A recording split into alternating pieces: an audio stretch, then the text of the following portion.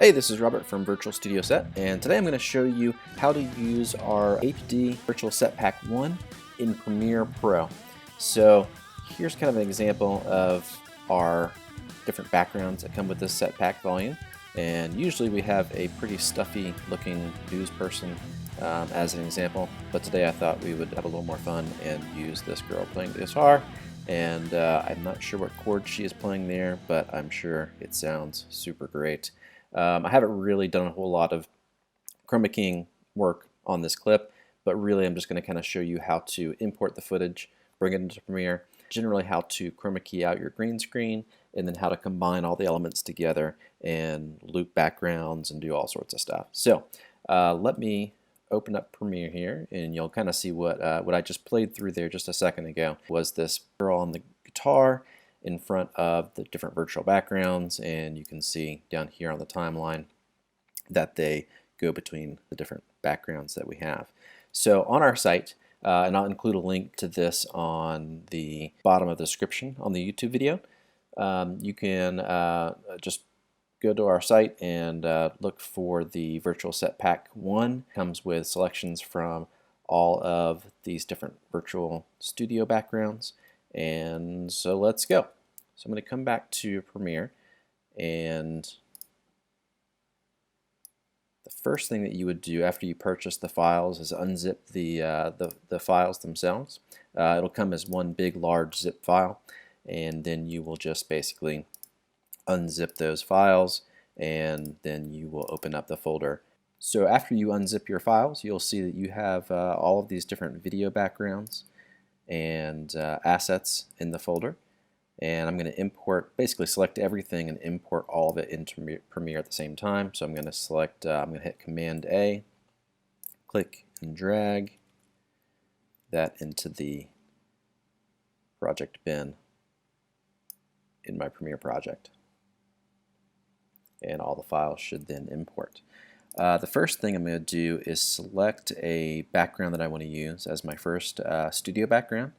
And so I'm going to select that video background, and then I'm just going to drag it over here to the new item icon in the bin.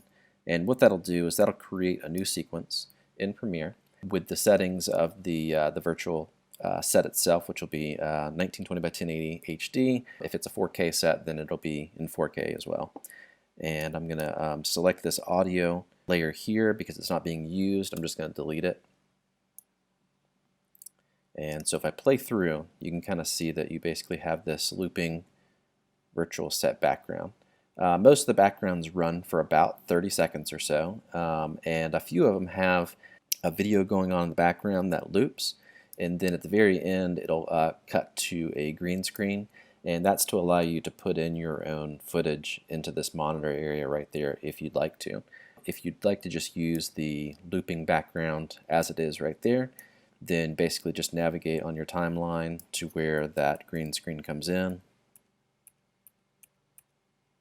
drag your clip back to that part of the timeline, and then now you can just copy this clip and paste it over and over and over again on your timeline. It sounds like it's time consuming, but it's really not too bad in Premiere because you can select the clip itself, go to copy, and then paste, and it'll move your timeline down. You can even select multiple, and then if you hit Command C, Command V, those will copy and paste, and then you could even select all four. That's 40 minutes of backgrounds just right there. So I don't have that much footage to play with, so I'm just going to delete most of those instances of the background. And so the next thing that I would do if I had chosen this background would be to get my footage and add my presenter to the studio itself. So I'm going to come over here to footage. I've already created a folder that's called footage, and it's basically just some green screen footage of different people on a green screen. And so we have our kind of boring lady right here, who's more kind of a news presenter. This might be more the way you would shoot your talent on a green screen. You would basically film them You can center them up. You really don't have to offset them to the side like this piece of footage is right here, but you want to have an evenly lit green screen. That's really going to take a lot of the headaches out of any kind of green screen work that you'll be doing.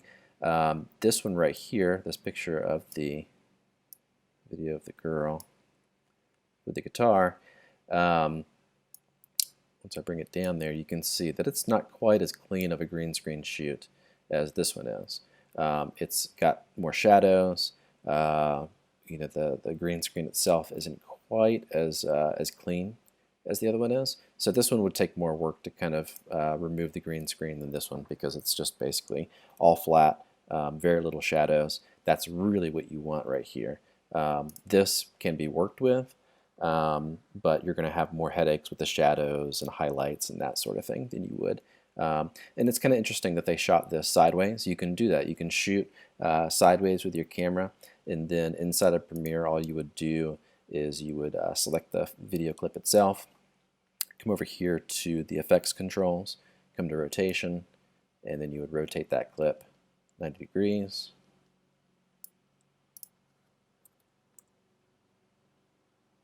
And then do your same chroma key effect.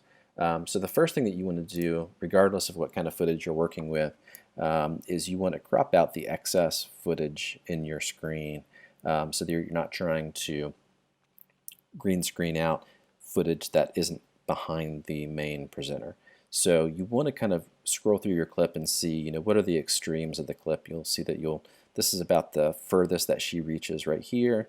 And so we could crop out really all this area over here and then all this area over here.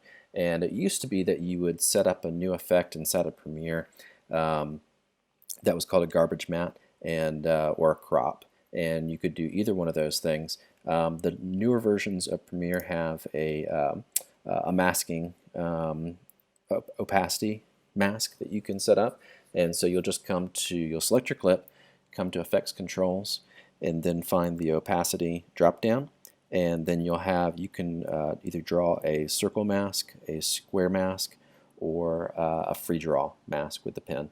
Generally I'll use the free draw because that is a little bit more versatile, and you can do a little bit more with it. And so I'm going to start drawing on this mask based on the biggest area that she goes, and so we'll crop out basically anything that we don't need, but you will need this section over here. If you were just looking at it from right here, you might think, oh, we can get rid of this area right here, but if you had cropped it out beforehand and then you'd gotten your footage a little further down the line when she reaches her hand over there, then it's just going to cut off. She's going to have no hand and look really weird on the screen. So once you've isolated your green screen footage on the screen, then you'll want to apply the chroma key effect. And so you'll basically select your clip, come over here to effects, and do a search for key. That's just a fast way that I found to find effects inside of this effects panel, is to start searching for whatever type of effect you're looking for. If you're looking for a crop effect, you could start typing crop. If you're looking for a keying effect, if you start typing key, then generally it's going to come up with most of the different keying effects. The key effect that I generally use for most footage is Ultra Key, and it comes with Premiere. And you'll basically grab this effect and then drag it over onto your clip, which will apply the effect. And then in your effects controls panel, you'll see Ultra Key has shown up right there.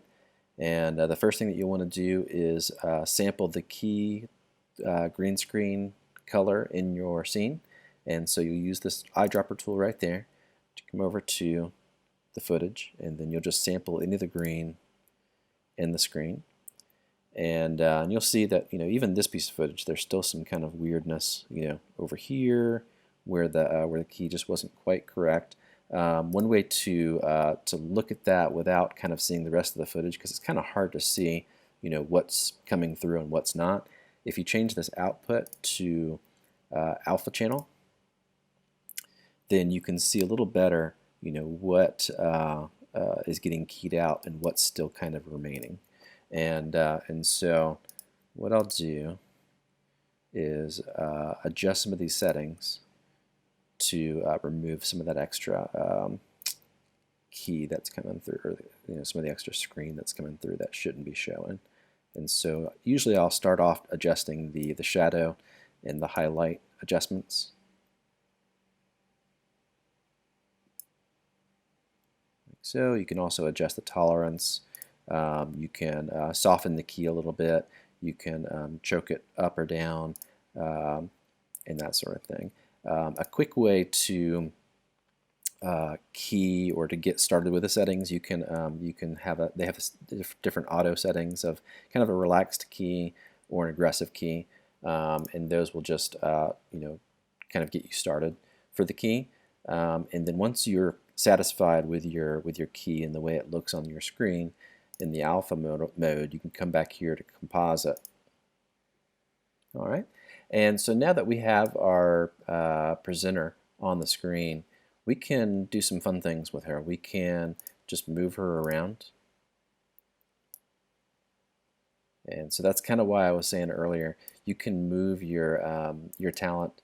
You don't really necessarily have to shoot them. If you want to offset them to the right, you can film them on the center of the screen, and then you can always move that person to the right or left, after you have filmed them on the screen. So you're not stuck with the positioning that you have on camera.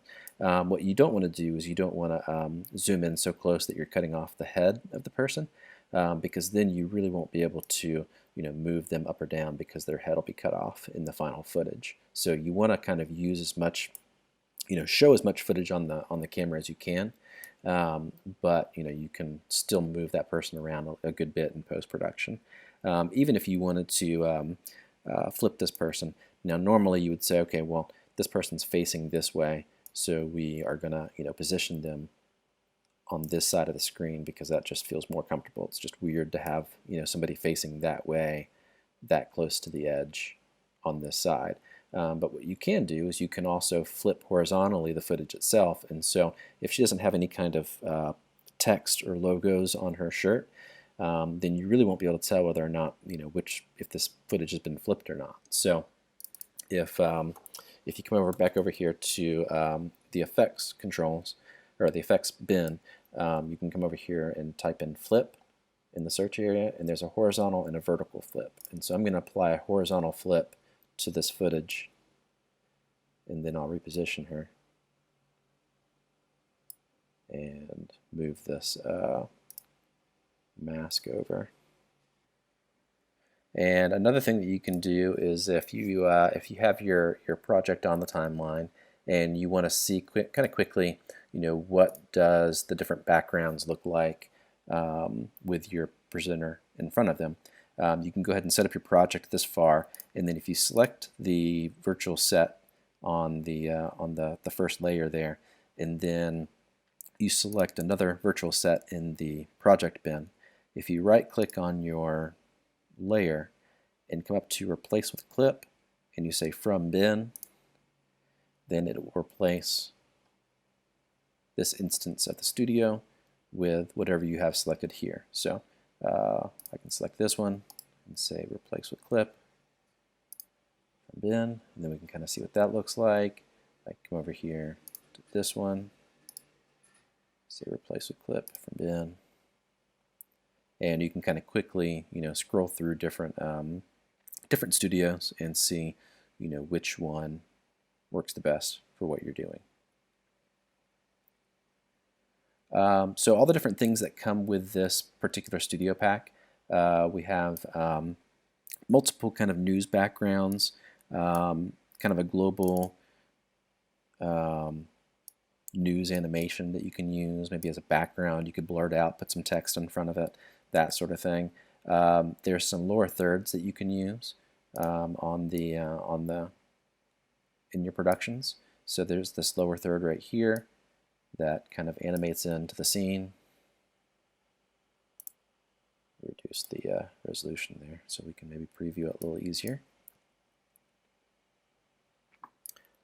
If you want to change the font that you're using in the lower third, Then once you've added your text layer, you can come over here and change the font, and then you would just have it fade in after the lower third came in. So the way I would do it is I would allow the lower third to come in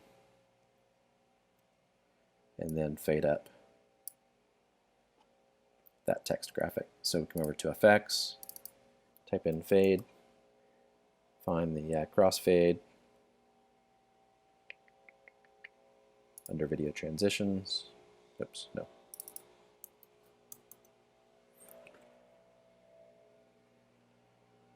Cross dissolve, sorry.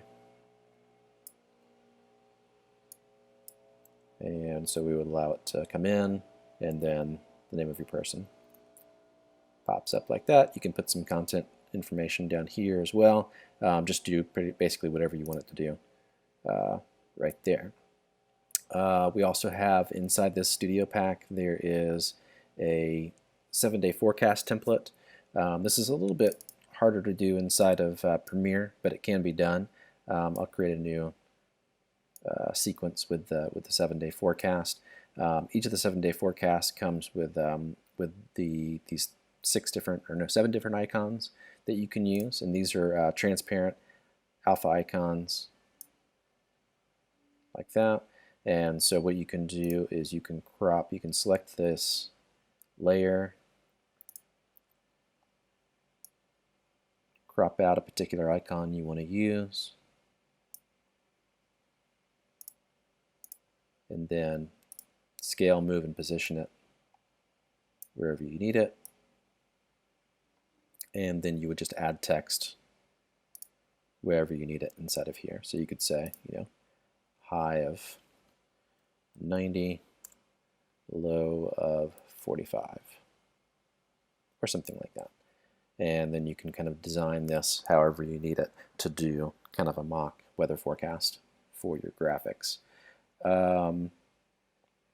Let's see, we have this breaking news kind of motion graphic, the 7-day forecast that I already went through, this Natural News Studio background. This one's kind of interesting, so let me create a new project or a new sequence based on this one right here. So this one, since there's no movement going on in the background, you have these animated monitors that come into the scene, and so what you would do is you would basically isolate one of these instances of the studio monitor that you want to use. So let's say we wanted to use the one where it comes down over the left-hand shoulder of the presenter, or right-hand shoulder actually. So I'm going to slice this clip right here before the monitor starts coming down. I'm going to get rid of the stuff at the very beginning of that clip, and I'm going to allow it to come down, go into green, and then before it goes back out, I'm going to slice it again, get rid of the rest there, okay, and then where the monitor is already down, I'm going to slice one more time, and then what we're going to do with this is we're just going to freeze this frame right here, and then extend it as far as we need it inside of the sequence that we're using. So we'll come up to Add Frame Hold, come up to Frame Hold Options, and put a hold on Playhead.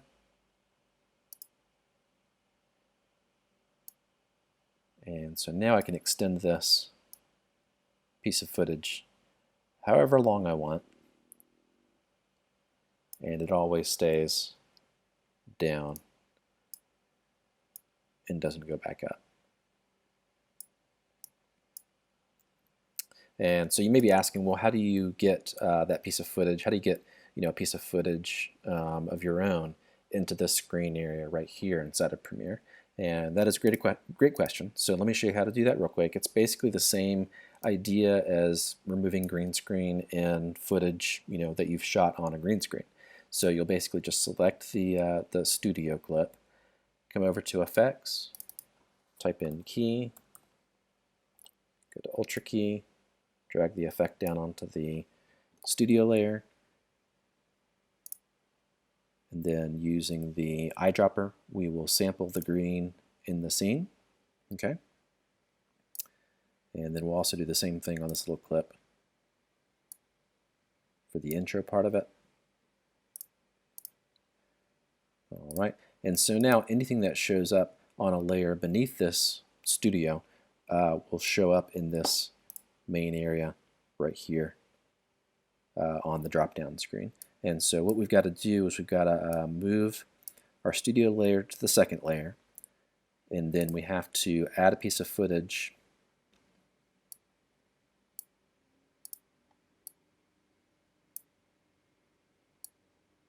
Okay, so you can kind of see that it's showing through now, but it's not cropped or kind of scaled to where it needs to be. So then you can select your piece of footage, come to the effects controls, and scale it and position it so that it shows up in your monitor. You can even add a 3D effect.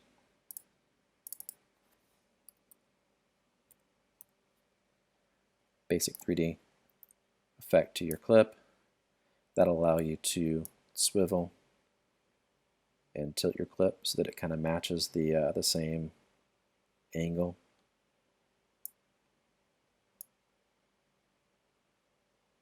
As the TV monitor.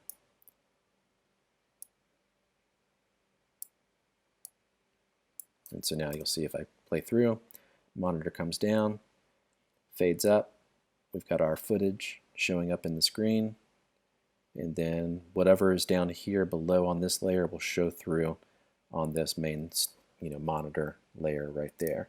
And if I bring my presenter back in,